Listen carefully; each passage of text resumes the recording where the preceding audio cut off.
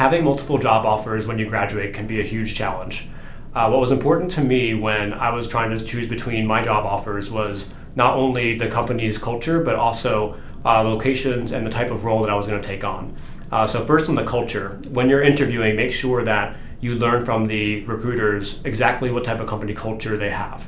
You can also do this research through the company website, ask for other contacts within that company to reach out to ask them your questions to make sure that it's really the right fit for you.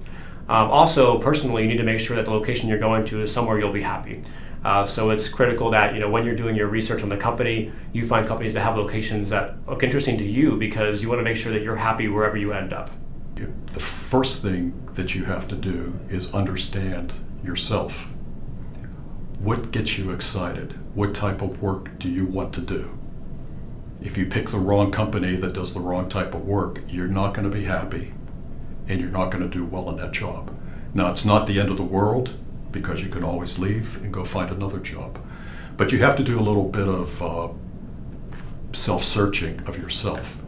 If you like research, you go with a company that's big on research. If you like to work in a plant and get hands-on, you go with companies that have kind of plant facilities.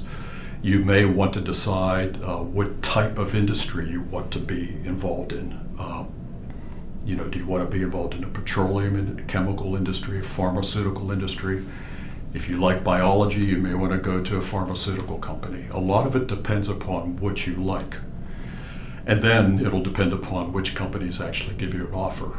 When you're evaluating companies initially, I think going and speaking with those representatives that come on campus in person is a really key thing to do, so that way you can get a feel for what the company culture is, what the personality is of that company in the different roles, and really see what kind of a good fit could be there for you.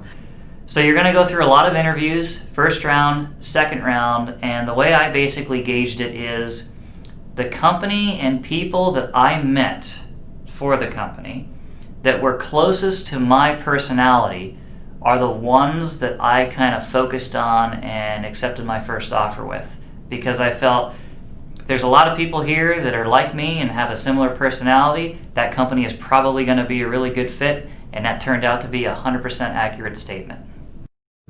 For me, when I was deciding between multiple company offers, I really needed to consider the people that I interacted with throughout the recruiting process and determine which ones seemed like the best fit for me long term. Some of the companies that I interviewed with, they had very lucrative offers, but it didn't feel like the right culture for me at the time. And just remember that there's lots of opportunities out there, and make sure that you consider what's important to you, not just what's the most lucrative offer that you receive. First of all, certainly one of the most important is the pay, the starting salary. Although some companies will offer a high starting salary and then back off on raises for the first 5 years, so that after 5 years they're pretty much even with other companies. So don't always think that the high starting salary is going to stay with you unless you're a top 1% performer. Another way to decide is what are the benefits that the company owns. And one of the most important benefits is how much of a company match will they provide on your 401k plan. That's a savings plan that the company sets up for you. Often companies will provide for example, if you put in 4% of your salary into your savings plan routinely, the company will match it up to 4%. Some will do up to 5%.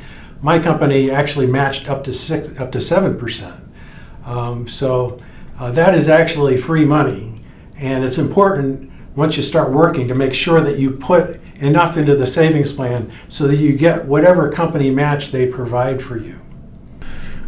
The one mistake I've seen people make is they always go for the company that gives them the highest initial offer. Remember that there's a rate of change of your salary that could make a company that gives you a higher offer initially doesn't give you a lot of advancement, and a company that may start a little bit lower but give you rapid advancement, you could actually come out a year or two later with a higher salary. So you have to take into account, the opportunity for growth in a company, the opportunity for advancement. I think you need to look at it holistically. It's not just about the starting salary. I think you have to look at health benefits, long-term financial benefits, where are the roles and the trajectory of those roles for you within the company? Where do you see yourself long-term, and where do you see yourself being successful and happy long-term with the company? I think is important to decide, and it takes a lot of soul searching, and it takes a lot of time by yourself to think about these things before and after career fair, and before and after you get offers for different roles and positions. Go with a company that you think you're going to fit culturally, and that you feel like you have a passion to do well in, and you will do well.